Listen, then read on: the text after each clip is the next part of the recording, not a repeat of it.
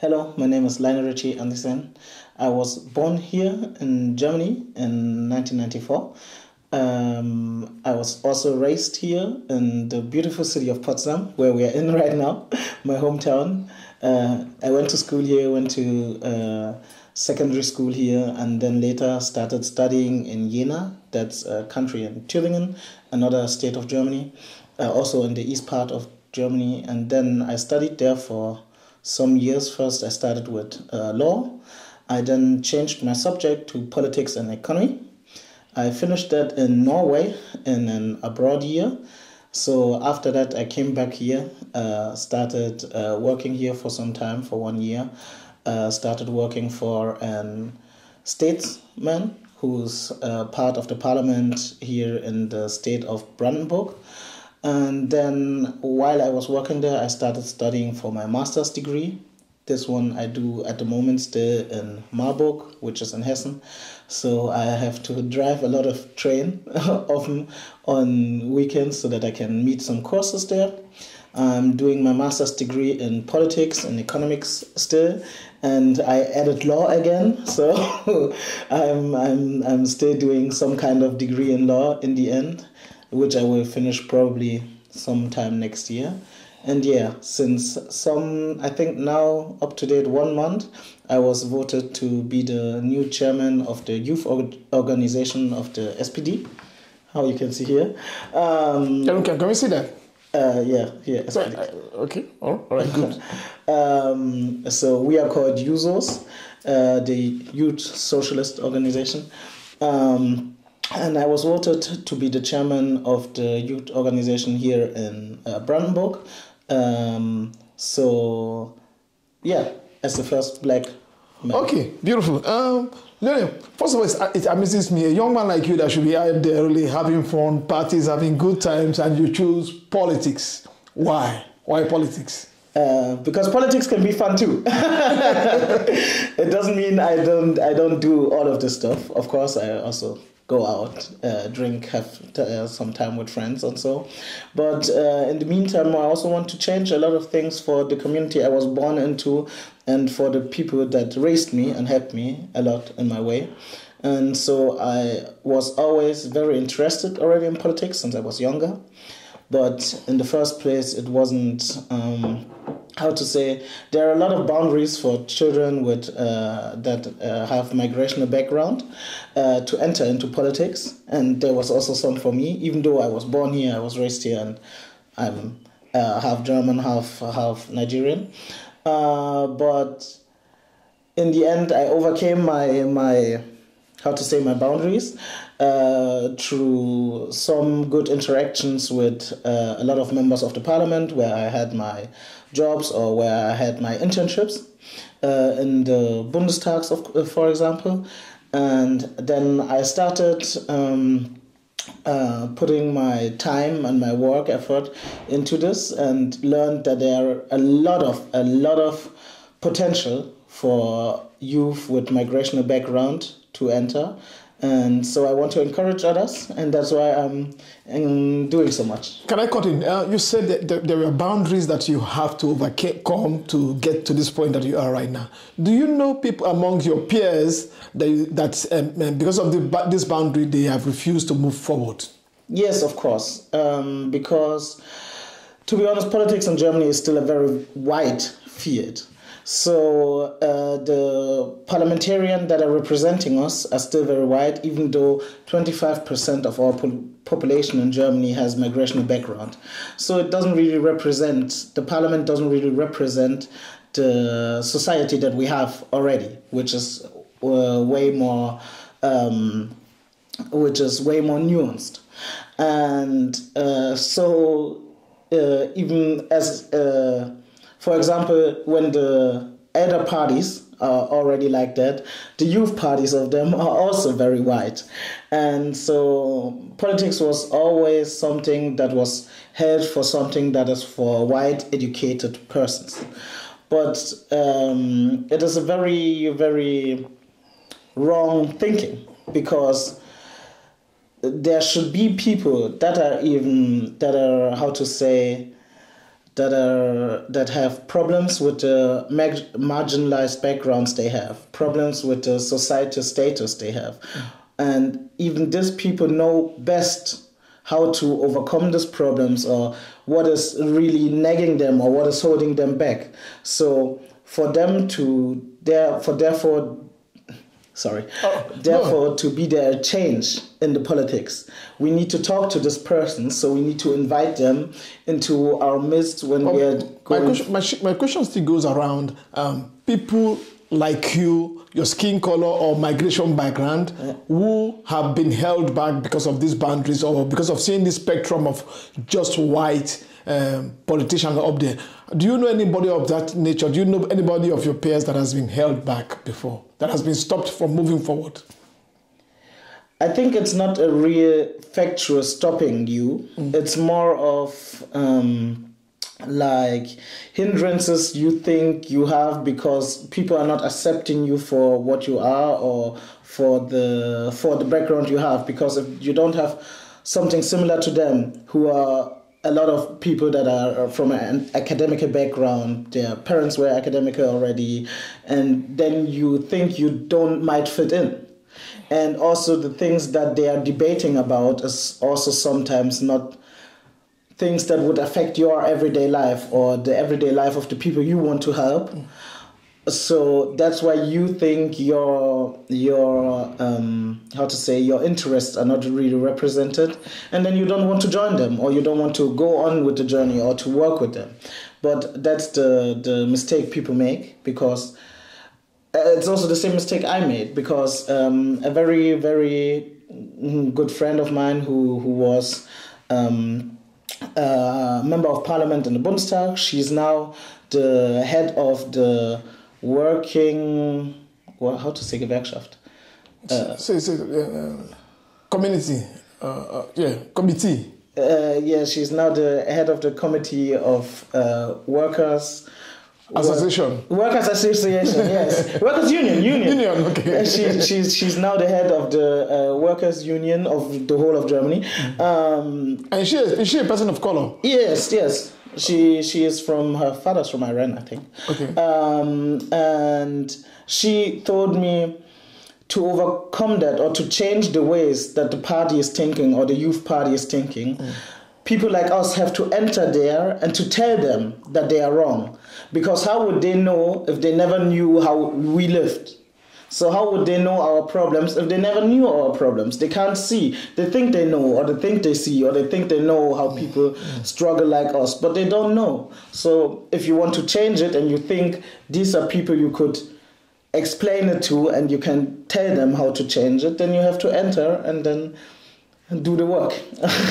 Leonel, you're a young man that's taking a very giant step. You're taking a very giant step, and then the future is just open.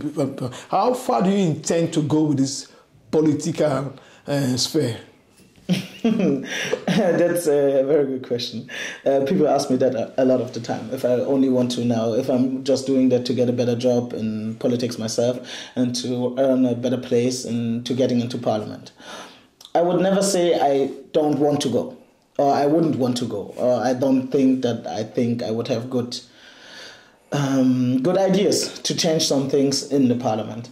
But that's not my first goal. I want to change. I really want to change the thinking of how politics is shaped, especially in the youth of Brandenburg, because I was born here, I lived it, and I want to make it better for the future generations, that are migrated, that have migrational background, for the future generations, that they can have an easier way of integrating and have more of Teilhabe. Sag mal auf Deutsch. Teilhabe. Partake. Yes. Can partake easier inside of the society. So, and that's what I want to do, and I want to help that with good ideas, which I can give to then the parliament and to the people that are in parliament right now already, and help them do a better job, because I think they do good jobs already, but I think they could do better, and that's why we are there to help them do it better. Tell us about your work in the area of community activities. How have you gone so far? I want you to talk about your work in the area of diversity and integration. You've been working in these community areas, so tell us about it. Yes, I was inspired by my mom. She has a organization it's called ICDI, where everybody of every nation is welcome. So it mixes a lot of people with migrational background with German people. And then we are doing different kind of projects to help the integration process of persons that are living here. So, for example, we have projects, we call it African cooking pot, where we try one African dish and one German dish, and people will come together, they will cook together. While cooking, they will talk, they will share. So they will share their feelings, their knowledge, and their experience, and also things that they are afraid of or where they need help. So there will be some very engaging communications between the persons, and oftentimes persons will in the end help each other with some other tasks they have to do in the future. And these are some kind of projects. For example, we also have a project where we make trips with kids of different types of families who wouldn't afford to go somewhere like amusement park, and then we will send them there together so that the kids can start engaging. And these are kids from different schools here in Germany. Not in Germany, in Potsdam, I mean, of course. Kids from different schools who wouldn't, if not for that, would come together or would ever meet, perhaps. But so they will start exchanging, and then friendships could be made from there to make hopefully a better word for the future. Yeah, and things like that and organizations like that, I started helping, inspired by my mom, because I was always helping her with her organization. And then after now I became older, I started in my free time looking for other organizations where I think I could partake and would like to help. So I'm inside of one organization. We help youth that are with migrational background here in the eastern parts of Germany. If they want to do a project, we can give them money. So we have money from a fund, and we have a system where you can apply for. And then there's a jury of youth people with also migrational background. We meet, I think, every month, one time. And then we look at the projects that applied. And then we try to see if we can help the project to give them some kind of funding, and then also help them, guide them how to do project work in the future and how to get more fundings from bigger organizations and so on and so on. Can you tell us about children that you have influenced, that you see doing things on their own, that they have learned from this your project and your works in the community? Yes, there's one very famous one. His name is Anna. She's from Mecklenburg-Vorpommern, so that's also the eastern part of Germany. And he came from, don't let me say something wrong, I think Syria. And he started a project in Mecklenburg-Vorpommern with some of his friends, where they built they first started with a community house, where they built a place where they made German classes, because there weren't enough of German classes there.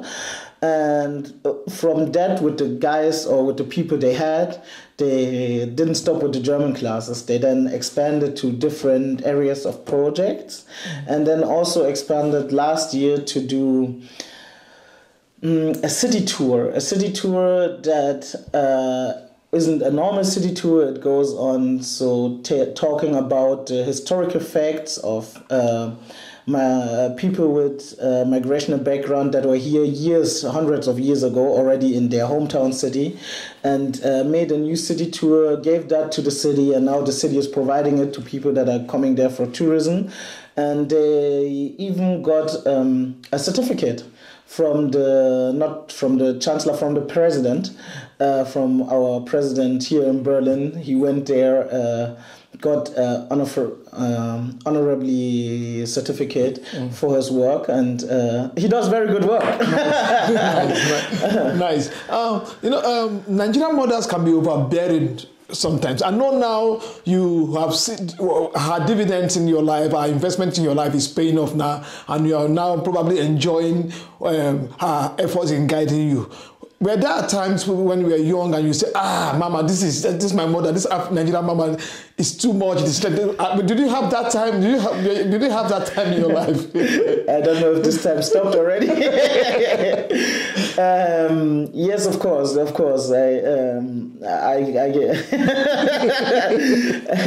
Yes, I had this a lot of times when I was still in school, and even now when I'm in university.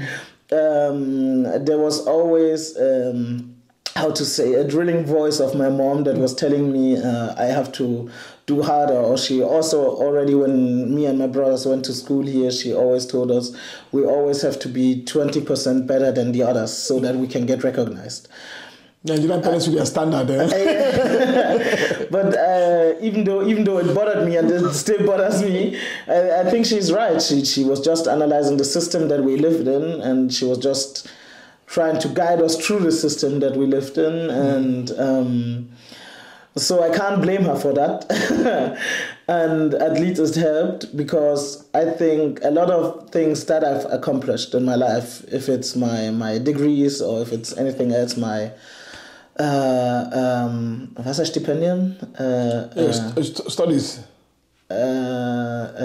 Not studies. I mean, when I get money for okay, your funding for school. Or if it's my funding for school, if it's my degrees, my scholarships.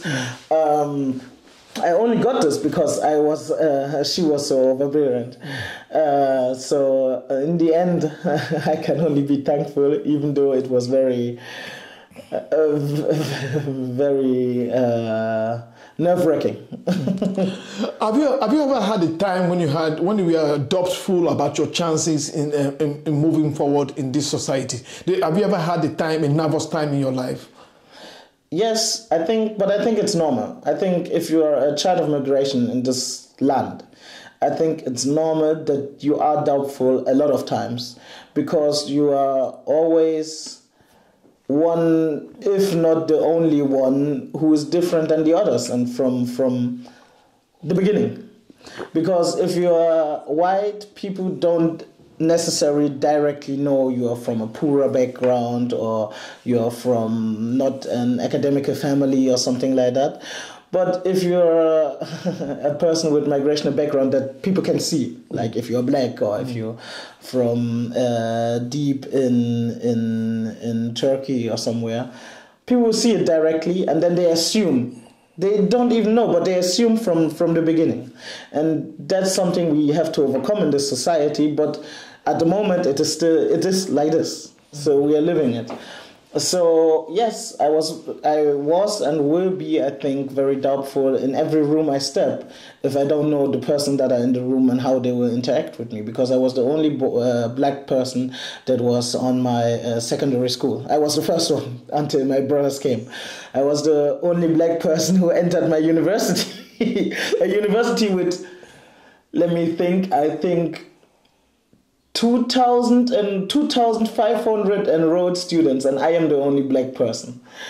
I was the first black person that did a lot of things in my life. So I think. Are you the first black politician of your angle in this city? Yes, of course. The first black. Yeah. Yes. What is your political position? Chairman of the youth organization. You're the first black person in that. Yes, I'm the first black person. I'm the youth party, the Jusos, never had a black person that was, or let me tell it in other words, the Jusos never had a single chairman that was with a migrational background on the state level ever. Oh, no, that's crazy. You schooled here, you went through the school system.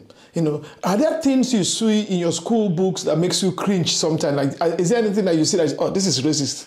This is racism that you see in your school books that makes you cringe sometimes. Yes, of course, there was. I think they changed it in a lot of school books, but because when I was when I went to school, I mean, it's already more than 20 years behind. So they weren't aware about awareness structures anywhere at this time, to be honest, in the beginning of the 2000s. So, for example, there was a lot of N-words still in my school books. When can you cite an example? Can you think of something of the grade that you think? It's a children's tale. It's called Pippi Langstrumpf. And the father is it's about a girl who's most of the time alone with her monkey and her horse or something, and the father is, I think it was a pirate, but he is on the sea the whole time. And then he comes back because he went from a big travel to Africa and now comes back with people from Africa, and then they're calling him the N-word, I think, a lot of times, or people there and something like that. Yeah, that. And even though the food, when we went to school eating, if you go to school, you go to the food places, and they had, I just know the German word, it's called Schaumküsse or something. But way before, they called it with the N-word and then kisses. Okay, so, Nigakuzi.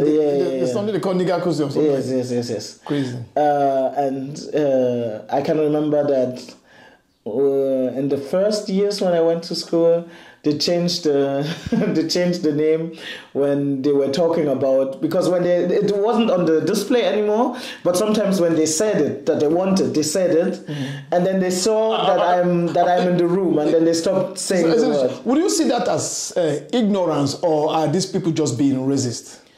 I think it's both. I think it's both ignorant and racist. So because the ignorance will, in my opinion, the ignorance just stops me from thinking you are a bad person on purpose, but it still doesn't make it less racist. Because you can say, because you never thought about it on another deeper level, that of course, before you think about things, you can't change or you can't alter your behavior. And that's right. So that makes it ignorant. But it's still racist. Even though you are ignorant, you're still racist. But you're just not a shit person in particular. Perhaps we can still change you. But people that do it on purpose, of course, now they are not only ignorant, they are racist on purpose, and then they are shit persons, and we don't need to talk about it. For your mother, has there been instances when things, like your mother flips through your book or something happened in school, and your mother, who is an activist, who is an action person, who is very, very involved in the community, takes action, that have moved your mother to take an action? In my books or something? Or whatever happens around your school or in the society. Not in my books, but I think it was was it the first day or the second day in school already? I think it was the second day in school when I still went to elementary school.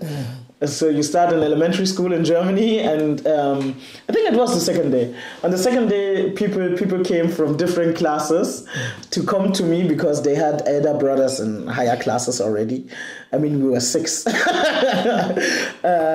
then they came to me to tease me and to name me names and so on and so on. And to be honest, at this time, I didn't even understand why, or why they picked me, or I don't know. So on the second day, on the next day, my mom came to school and shouted at the teacher that she wants the name of each and everyone who was talking to me like that. And she always told me I should never start a fight. I should never start a fight because people will put the blame on me 10 times higher than on others. But she always said, if the other person starts the fight, then it's no problem that I can end it. So I took that to heart. And I think on the third day, then after she went back, then they came again. On this day, I already now made some other friends too, and so we had a big brawl. And after that, it was better, at least at school. I mean, they were here and there. They are always. I was born in the east part of Germany, so in my opinion, it's normal that I had to fight these things, or had to overcome these things, or had a lot of fights when I was younger. I think it has become better because I've seen how my brothers were raised and how they experienced their school.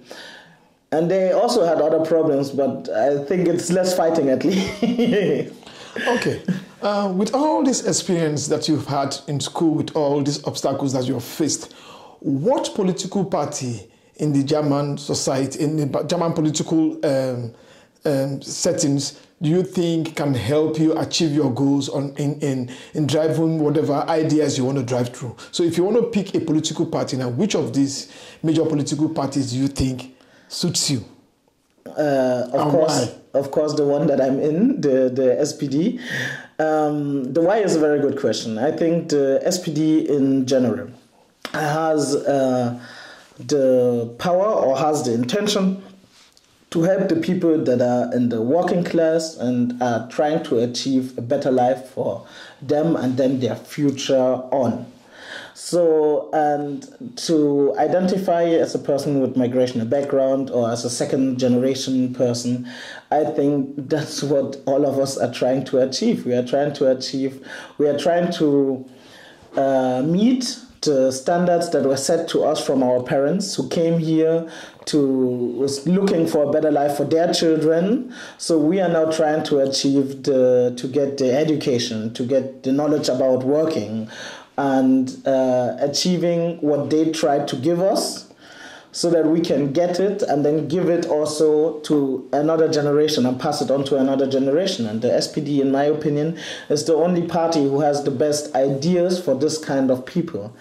Sometimes we forget, or the party forgets, that the working class in Germany changed, because since we've become a multicultural country, the persons that are doing the lower class works are mostly migrated people, are mostly foreigners that are doing this kind of work. So in my opinion, and that's what I'm doing with the most of my political work, the SPD, to bring the SPD to the knowing that they should do more political work for foreigners and to enable this kind of work that foreigners are doing for this country, because they are doing a lot for this country. The persons that are cleaning, that are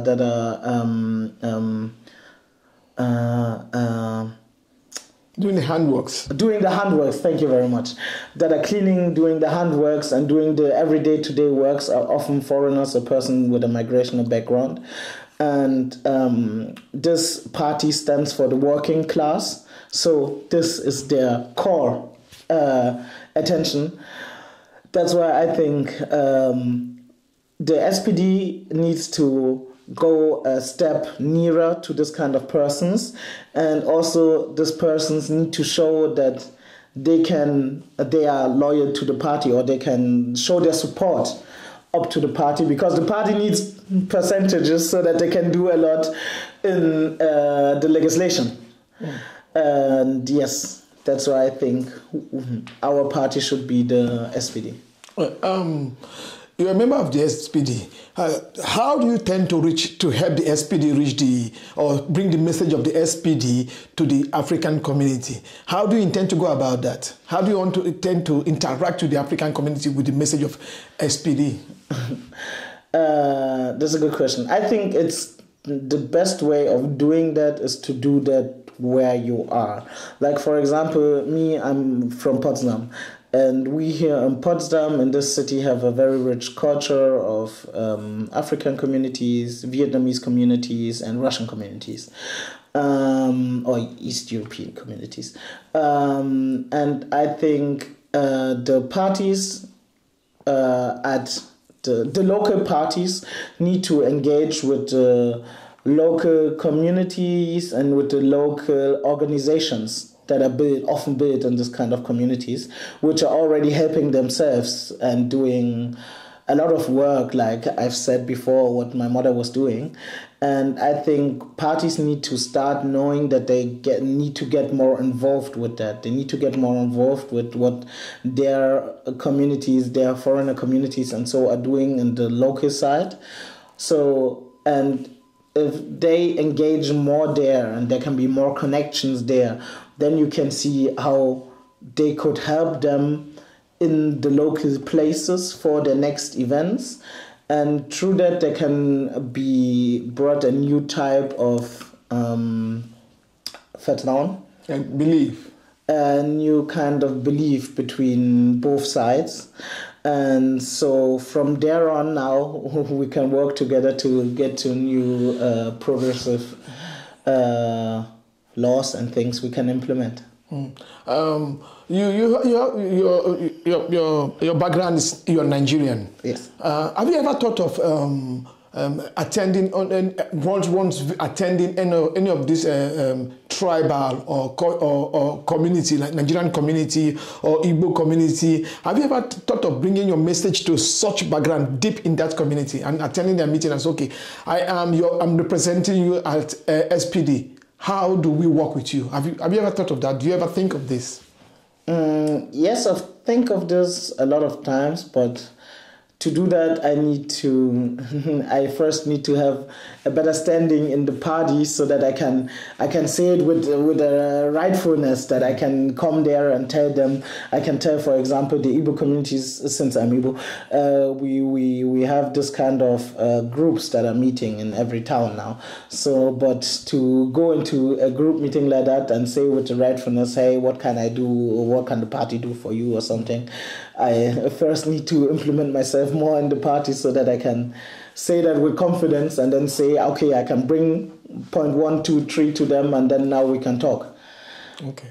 Yeah. There are few Africans or black people in the German in the top German political system. Who amongst them inspires you?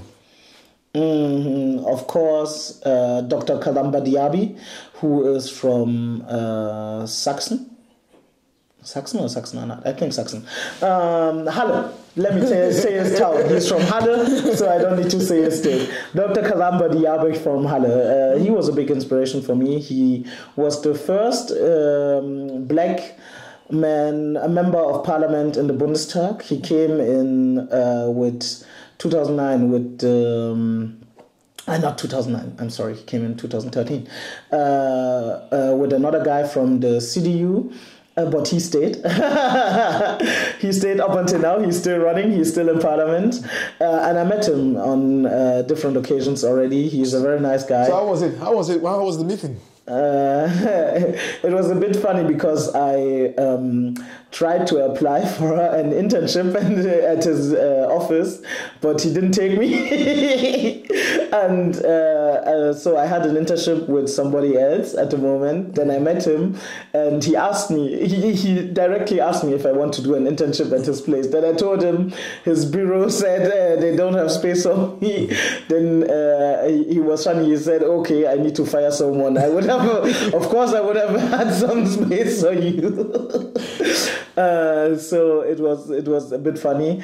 But yeah, he's a very nice guy and he's an inspiration because how he handled his space very, very quite good. And if you see him in diplomatic talks, he has a very unconventional style and he has a very good type of communicating between different parties.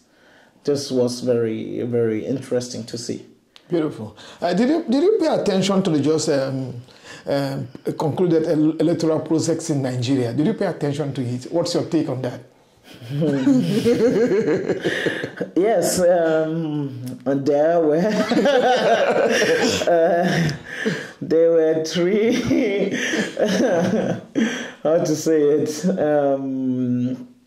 like a lot of youth, I mean, we still have a lot of family in Nigeria, of course. And I was exchanging with my family, of course, in Nigeria, and with my cousins that are, of course, younger. They finished university, they are working, and asked them who their favorite is. And like a lot of youth person, all of their favorites was John. I think Obi, I don't know about it. Peter Obi. Yeah. Sorry. Yes, Peter Obi. And even the diaspora, the Nigerian youth that I know that are here in Germany, we were all quite surprised about the winner in the end and how the votes were counted. That it wasn't even really close. And but I think Nigerians' elections are Nigerians' elections, so it's not for me to say or to put a deeper how to say deeper interest. Not deeper interest. I'm interested, but I don't want to. How to say? I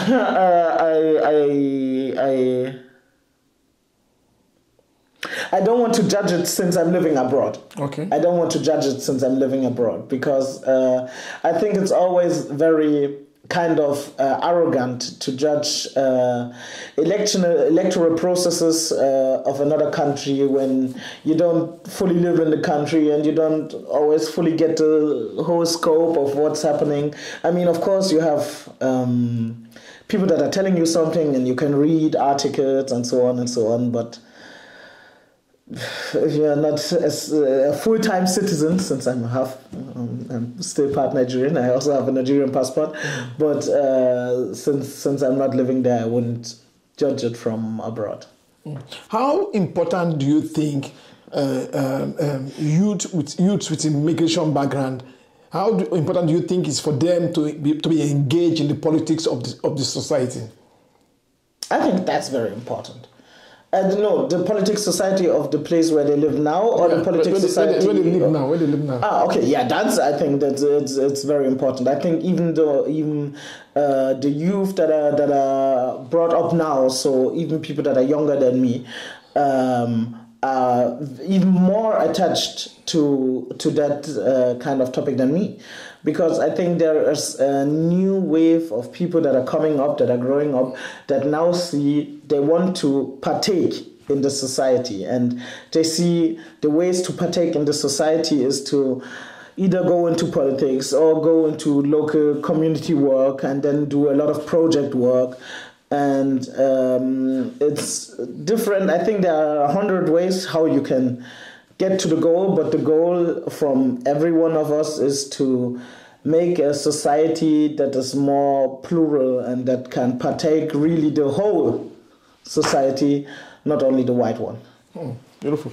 Do you think, we have had first Black American president, we have the current Prime Minister of England is from Pakistan. Do you think we'll ever see, how soon do you think we're going to see the first Black German Chancellor? And are you going to be that?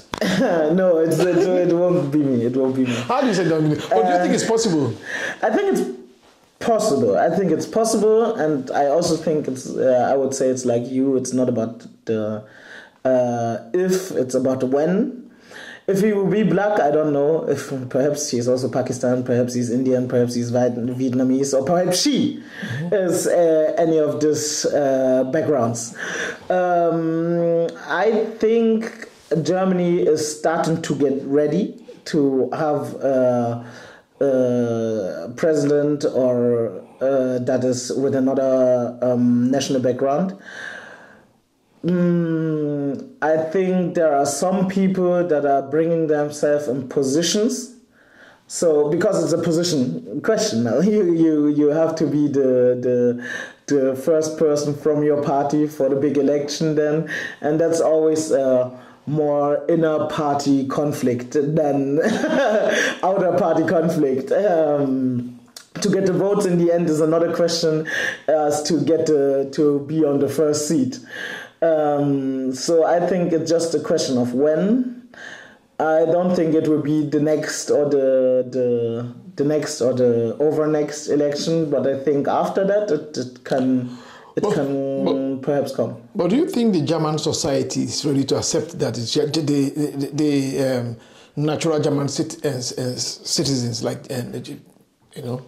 I think yes, because if you look into our society, I think it's right that at the moment, extremely with the course of migration politics, we have a kind of very divided society, because the one side is for, yeah, we can have everybody, and the other side is saying, no, we can't even have any more anyhow, and they want to take up the borders. I think it's always smart to be realistic and to look in the middle, to look at the problems at hand, than to change the problems or to solve the problems so that we can go on and helping more people. But I also think the German society is kind of ready, because if you look into the big cities, for example, there were elections now in the whole Hessen, since, like I said, I'm studying there my master's, I know a bit out of it, and the biggest city in Hessen, and a very big city that everybody knows, Frankfurt am Main, was now won by Mike Joseph. The name sounds very German, but he's with Syria background. Then there was in a very, very, very small town in close to Tübingen in Baden-Württemberg, there was just a mayor election just on this Sunday, and there was a guy who came from Syria in 2019, so only 4 years ago, and the day before yesterday, he was voted mayor in this town. And it's a very big, it's now a big story because it's a very small city, nobody knew before. But I saw it because a friend of mine who lives close there sent me an article about that. And I was very happy because, to be honest, I also didn't believe he would win, or he could win, because I saw the comments that were often made under his... What kind of comments? Some, of course, were racist, or what... you can call them racist, because they were talking about that he should relax. At least they were admitting that it was a good part of integration, because he learned very fast, and he made an Ausbildung here in Germany in the in the Rathaus. In the government house, just he made an Ausbildung in the government house, and then after that he since it was elections, he just put his name in the ring, and he was doing a lot of work. He went to a lot of places, talked to the persons, told them his ideas, and in the end, of course, it worked. But there were some people in the comments that were saying, yeah, how can we give somebody such a high job when he's just here since 4 years and he don't know our culture or something like that. But I think, of course, there will always be people that will be restrictive. But I don't think we should let them have the Übermacht, the high potential. I don't think we should let them the power of the conversation, since they are also only a small group that are so restrictive. And I think the larger group can be won over if you do a good job. If you just do a good job, and that's why I think the country will be ready if we go for the next elections. Beautiful. What do you intend to change? You have gotten into this, gone into politics because you want to exact some changes and you want to bring in fresh ideas. What are these changes, and what legacy do you want to leave in, footprints do you want to leave in this? Yes. I want to make politics more accessible.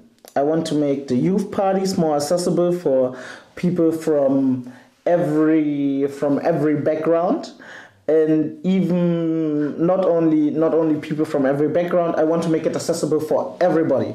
So in my opinion, if you're a youth and you say, hey, I want to join politics, the first thing that should be on your mind is, I want to join the Jusos, because I want to join people that are same-headed like me and want changes for our country, or for my village, or for my town here in Brandenburg.